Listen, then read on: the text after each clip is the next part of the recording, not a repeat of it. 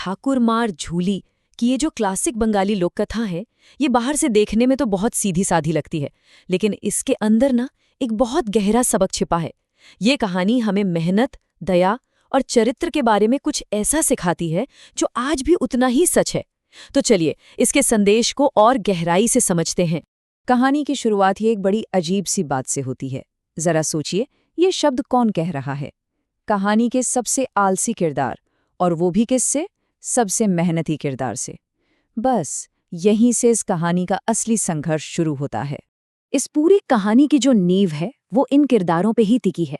एक तरफ है दो बड़े भाई, लालची और आलसी, और दूसरी तरफ है सबसे छोटा भाई प्रियनाथ, जो मेहनती भी है और ईमानदार भी। उनके स्वभाव का यही टकराव पूरी कहानी को आगे बढ़ाता है। तो कहानी शुरू होती है एक टूटी फूटी सी झोपड़ी से, जहां ये तीन भाई रहते हैं, आदिनाथ, शिवनाथ और सबसे छोटा प्रियनाथ। इनके स्वभाव एक दूसरे से बिल्कुल उल्टे हैं, और शायद यही वजह है कि एक ही छत के नीचे रहते हुए भी वे एक दूसरे से बिल्कुल अलग हैं। भाइयों के बीच का जो रिश्ता है वो एक तरह से शोषण पर आधारित है। मतलब बड़े भाई अपने छोटे भाई प्रियनाथ से दिन रात काम करवाकर आराम की जिंदगी जीते हैं। प्रियनाथ सुबह से शाम तक खेतों में और फिर जंगल में मेहनत करता है, जबकि उसके भाई वो सिर्फ बैठ के हुक्म चलाते हैं। तो अब कहानी एक नया मोड़ लेती है और प्रियनाथ पहुंच जाता है एक जादुई जंगल में, और यहीं पर उसके चरित्र की पहली और सबसे बड़ी परीक्षा होने वाली है। जरा उस सीन को सोचिए। दिन भर की कड़ी मेहनत के बाद थका हारा प्रियनाथ जंगल में एक बेबस साधु को देखता है। साधु बहुत बीमार हैं और ठंड से बुरी तरह कांप रहे हैं। ये कहानी का एक बहुत ही जरूरी मोड़ है। जैसे ही साधु आग जलाने के लिए मदद मांगते हैं, प्रियनाथ एक सेकंड भी नहीं सोचता। वो अपनी मेहनत से इकट्ठा की गई लकड़ी, जो शायद उसकी कमाई का इकलौता जरिया थी, उस अनजान आदमी की मदद के लिए फौरन दे देता है। ये उसके निस्वार्थ स्वभाव को साफ साफ दिखाता है। पर बात यहीं खत्म नहीं होती। प्रियनाथ की दया सिर्फ आग जलाने तक ही नहीं थी। वो साधु को पूरी तरह से ठीक करने का फैसला करता है, भले ही इसके लिए उसे और मुश्किलों का सामना क्यों न करना पड़े। वो बर्फीली नदी पार करके एक जादुई फल लाता है जो साधु की जान बचाता है, और बदले में उसे उनका सच्चा आशीर्वाद मिलता है। अब कहानी में एक नया ट्विस्ट आता है। राजा अपनी बीमार बेटी राजकुमारी चंद्रमुखी के बारे में एक ऐलान करता है, जिसे बड़े भाई एक सुनहरे मौके की तरह देखते हैं। ये ऐलान कहानी को सिर्फ जिंदा रहने की जद्दोजहद से बदलकर दौलत और शोहरत पाने की होड़ में बदल देता है। बड़े भाइयों के लिए तो ये मानो बिना मेहनत किए सब कुछ पाने का एक शॉर्टकट है। और यहीं पर देखिए, दोनों तरह के भाइयों का फर्क एकदम साफ नजर आता है। प्रियनाथ ने बिना कुछ मांगे मदद की थी, जबकि उसका भाई मदद करने से पहले ही इनाम पाने का तरीका पूछ रहा है। उसकी नीयत मदद करना नहीं, सिर्फ लालच है।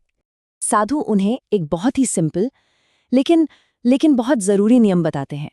ये उनके इरादों और उनके फोकस का टेस्ट है। नियम सीधा है, सिर्फ एक इच्छा मांग सकते हो। और बस पहला भाई तो फौरन ही फेल हो गया। क्यों? क्योंकि वो अपनी छोटी सी स्वार्थी इच्छा पर काबू नहीं रख सका। जैसे ही उसे भूख लगी, वो अपना असली लक्ष्य भूल गया और उसने खाने की इच्छा कर डाली। और दूसरे भाई का हाल भी कुछ अलग नहीं था। वो भी बिल्कुल उसी तरह फेल होता है। इस बार उसकी असफलता का कारण था तुरंत आराम पाने की इच्छा। ये उन दोनों भाइयों की एक जैसी कमी को दिखाता है। वे दोनों ही शॉर्टकट चाहते हैं और जरा सी भी तकलीफ बर्दाश्त नहीं कर सकते। तो अब बारी थी प्रियनाथ की। वो अपनी यात्रा शुरू करने से पहले राजा और साधु दोनों से बड़े सम्मान के साथ आशीर्वाद लेता है। ये उसके विनम्र स्वभाव को दिखाता है। यहाँ ये समझना बहुत जरूरी है कि प्रियनाथ के लिए कोई आसान रास्ता नहीं था। उसे भी उसी मुश्किल चट्टानी रास्ते पर चलना पड़ा जिस पर उसके भाई चले थे। उसे भी वही शारीरिक तकलीफें हुई, उसे भी भूख लगी, प्यास लगी, लेकिन उसने जो किया वही उसे सबसे अलग बनाता है।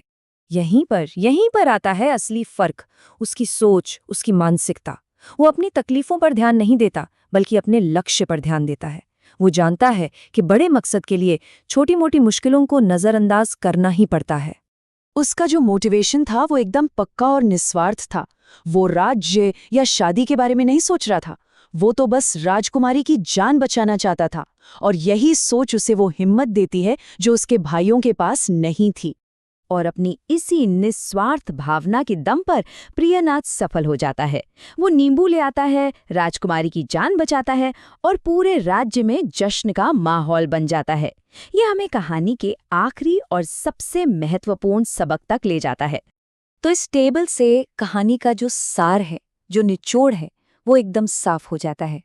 बड़े भाइयों की छोटी छोटी और स्वार्थी इच्छाएं उन्हें नाकामयाबी की तरफ ले गईं, वहीं प्रियनाथ का बड़ा और निस्वार्थ मकसद उसे कामयाबी तक ले गया।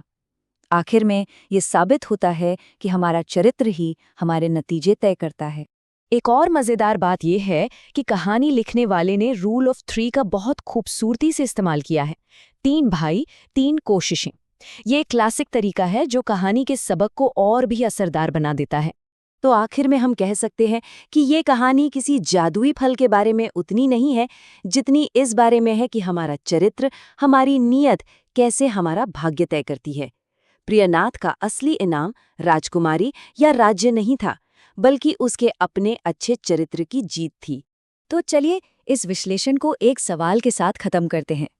क्या असली जादू उस नींबू या साधु में था, या फिर असली जादू दया, ईमानदारी और मेहनत जैसे उन सिद्धांतों में है जो समय के साथ कभी नहीं बदलते? इस पर सोचिएगा जरूर।